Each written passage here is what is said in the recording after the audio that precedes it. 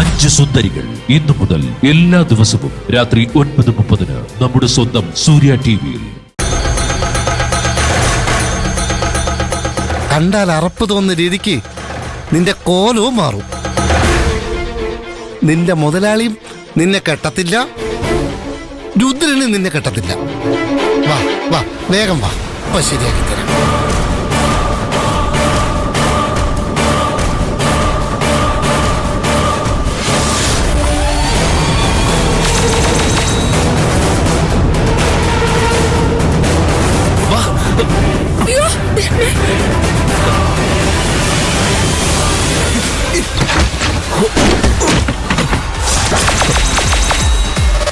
പോറെ നിൽക്കണ്ട, നടന്നോ.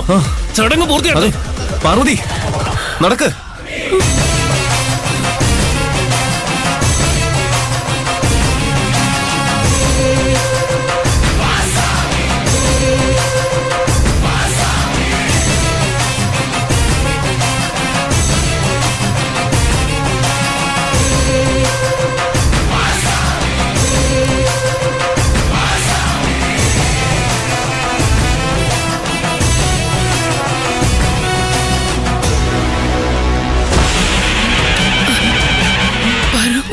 ഒന്നും പറ്റിയില്ലല്ലോ? ഇല്ലമ്മേ, ഒരു കുഴപ്പമില്ല.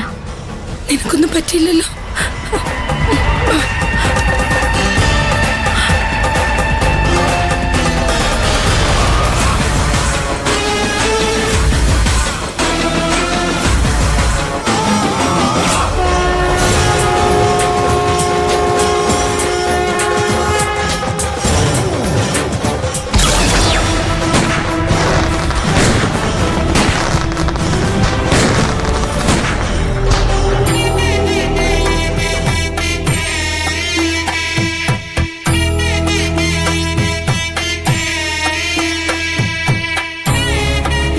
അത്താഴ പൂജയ്ക്ക് ശേഷമുള്ള വിശേഷാൽ പൂജ കഴിഞ്ഞാൽ ദേവിയെ ദേശപ്രദക്ഷിണത്തിന് കൊണ്ടുപോകണ്ടേ?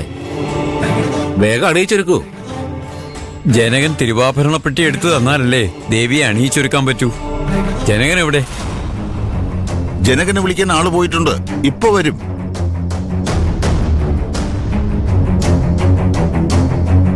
തിരുമേനി, ജനകൻ ചേട്ടന്റെ സൗകര്യം നോക്കിയാണോ ദേവി പ്രദക്ഷിണത്തിന് ഇറങ്ങേണ്ടത്?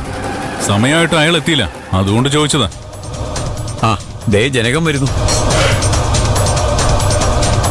ജനക, തിരുവാഭരണപ്പെട്ടി എടുത്തു തരൂ.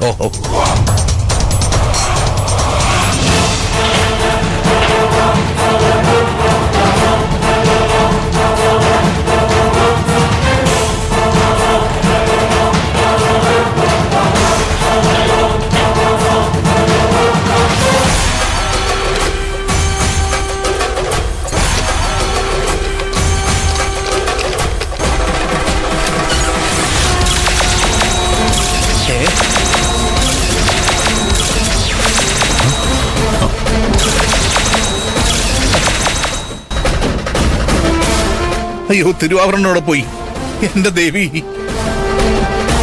ജനക, തിരുവാഭരണങ്ങൾ എവിടെ?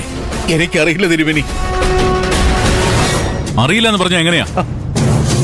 തിരുവാഭരണ പെട്ടി സൂക്ഷിച്ചിരുന്ന ലോക്കറിന്റെ താക്കോൽ ജനകചേട്ടന്റെ കയ്യിലല്ലായിരുന്നോ? എന്നിട്ട് തിരുവാഭരണം എവിടെന്ന് ചോദിച്ചപ്പോ കൈമലർത്തി കാണിക്കുന്നോ? ദേവിയുടെ ദേശപ്രദക്ഷിണം നടത്താനുള്ളതാ. തിരുവാഭരണം പെട്ടെന്ന് തിരിച്ചു കൊടുക്ക. വൈകുന്നു. താക്കോല് മാത്രമേ എന്റെ കയ്യിൽ ഉണ്ടായിരുന്നുള്ളൂ. തിരുവാഭരണപ്പെട്ടി ഈ ലോക്കർ തന്നെയല്ലേ ഉണ്ടായിരുന്നത്. എന്താ സംഭവിച്ചെന്ന് എനിക്ക് അറിയില്ല. ഇതൊന്നും പറഞ്ഞ് ഉത്തരവാദിത്വത്തിൽ നിന്ന് ഒഴിഞ്ഞു മാറാൻ ജനകചേട്ടന് കഴിയില്ല. തിരുമേനി ഇവരും തിരുവാഭരണങ്ങൾ വിശ്വസിച്ചേൽപ്പിച്ചത് നിങ്ങളെയാ. അത് കാണാതായാൽ നിങ്ങൾ സമാധാനം പറയണം. എന്റെ ദേവി, ദേവി, അമ്മേ. തിരുമേനി, നഷ്ടപ്പെട്ടത് ദേവിയുടെ മുതലാ. അതിന്റെ മൂല്യം എത്രയാണെന്ന് തിരുമേനിക്ക് അറിയാലോ. ലോക്കറിൽ നിന്ന് എന്തായാലും അത് മാഞ്ഞു പോവില്ല. എന്തോ ഒരു കള്ളക്കളി നടന്നിട്ടുണ്ട്. എന്താ നടന്നേന്ന് പോലീസ് കണ്ടുപിടിക്കട്ടെ. ഞാനിപ്പോ പോലീസിനെ അറിയിക്കാൻ പോവാ.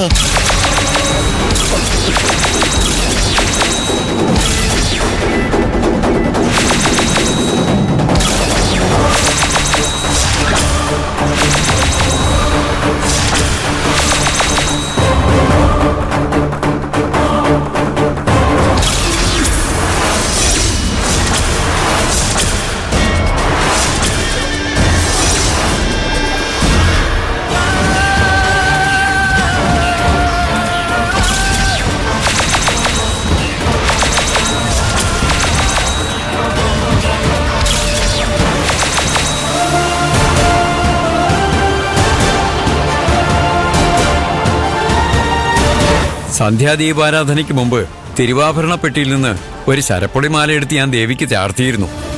ആ സമയത്ത് തിരുവാഭരണങ്ങളെല്ലാം പെട്ടിയിലുണ്ടായിരുന്നു. ദേശപ്രദക്ഷിണത്തിന് ദേവിയെ ഒരുക്കാൻ വേണ്ടി പെട്ടി തുറന്നപ്പോ അത് കാലിയായിരുന്നു. തിരുവാഭരണ പെട്ടിയുടെ താക്കോൽ ജനകൻ ചേട്ടന്റെ കയ്യിലായിരുന്നു.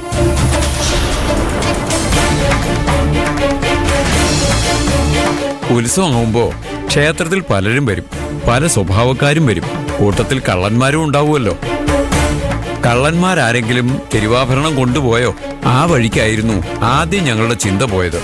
പക്ഷേ തിരുവാഭരണം മോഷണം പോയത് ക്ഷേത്രത്തിൽ വെച്ചല്ല. പിന്നെ ശീവേലി വിഗ്രഹമാ പ്രദക്ഷിണത്തിന് എഴുന്നള്ളിക്കുക.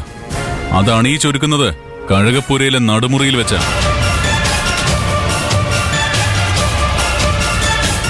അവിടെ വെച്ച തിരുവാഭരണം മോഷണം പോയത്.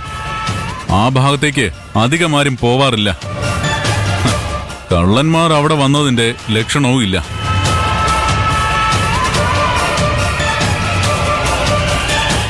നിങ്ങൾക്കാരെങ്കിലും സംശയമുണ്ടോ? ഉണ്ടല്ലോ. ആരെ? ജനകൻ ചേട്ടനെ തന്നെ.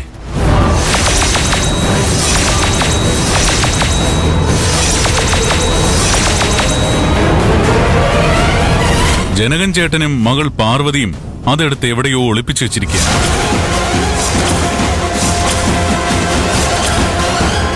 വെറുതെ ആരോപണം ഉന്നയിച്ചാൽ മാത്രം പോരാ, അത് തെളിയിക്കുകയും വേണം. പാറുവിന്റെ അച്ഛനും തിരുവാഭരണം എടുത്ത് ഒളിപ്പിച്ചു വെക്കുന്നത് നീ കണ്ടോ? കനൽ കലശത്തിന് വേണ്ടിയുള്ള കനൽ ഒരുക്കുമ്പോ ജനകൻ ചേട്ടൻ അവിടെ ഉണ്ടായിരുന്നില്ല.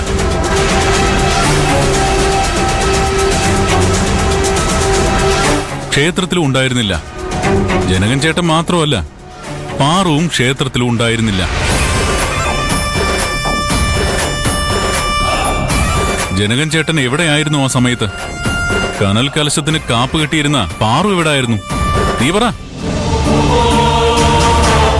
ഞാനൊക്കെ ജനിക്കുന്നതിന് എത്രയോ വർഷം മുമ്പ് ഈ നാട്ടിൽ ജീവിച്ചിരുന്ന ഒരു ദേവി ഉപാസകൻ ദേവിക്ക് കാണിക്ക വെച്ചതാ ആ തിരുവാഭരണങ്ങൾ. ഏറ്റവും വിശ്വസ്തനെന്ന് തോന്നുന്നയാളെയാ ഓരോ വർഷവും അത് സൂക്ഷിക്കാൻ ഏൽപ്പിക്കുക. അതിൽ നിന്ന് ഒരു മൂക്കുത്തി പോലും ഇന്നേ വരെ മോഷണം പോയിട്ടില്ല. ജനകൻ ചേട്ടനെ സൂക്ഷിക്കാൻ ഏൽപ്പിച്ചപ്പോ മൂക്കുത്തി മാത്രമല്ല, മുഴുവനും മോഷണം പോയി.